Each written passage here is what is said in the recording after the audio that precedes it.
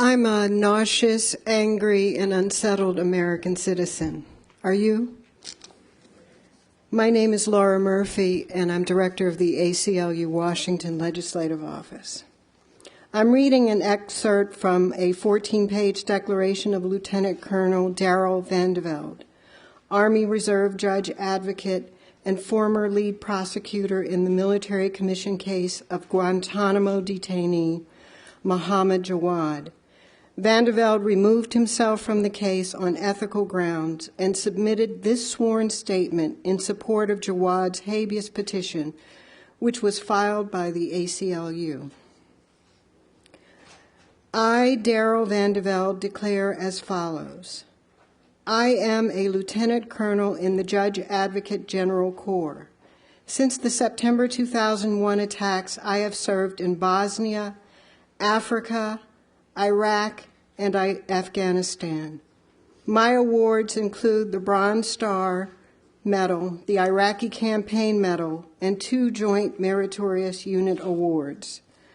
I offer this declaration in support of Mohammed Jawad's petition for habeas corpus. I was the lead prosecutor assigned to the Military Commission's case against Mr. Jawad until my resignation on September 2008.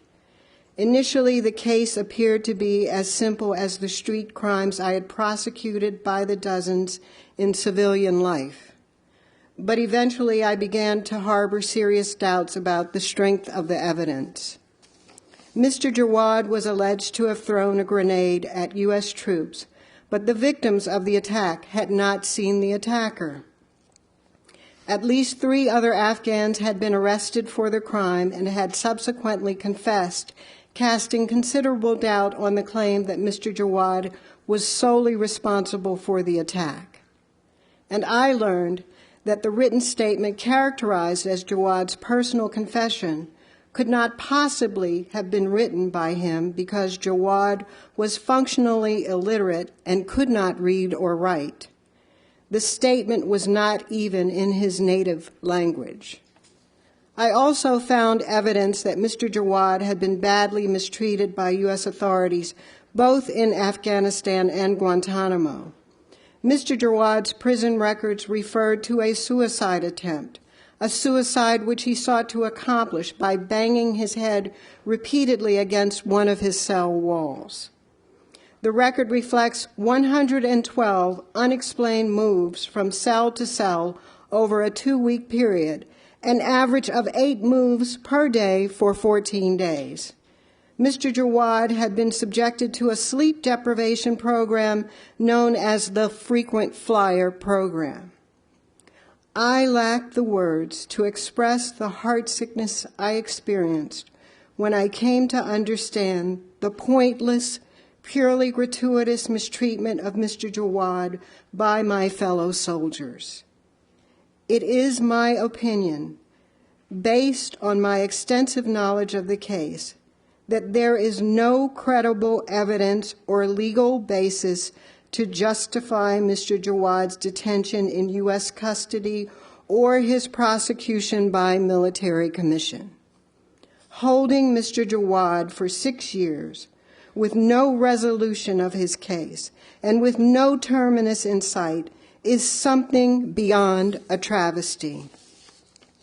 I have taken an oath to support and defend the Constitution of the United States, and I remain confident that I have done so, spending over 4 years of the past 7 years away from my family, my home, my civilian occupation, all without any expectation or a desire for any reward greater than the knowledge that I have remained true to my word and have done my level best to rise to our nation's defense in this time of need. I did not quit the military commissions or resign. Instead, I personally petitioned the Army's Judge Advocate General to allow me to serve the remaining 6 months of my 2-year voluntary obligation in Afghanistan or Iraq. In the exercise of his wisdom and his discretion, he permitted me to be released from active duty.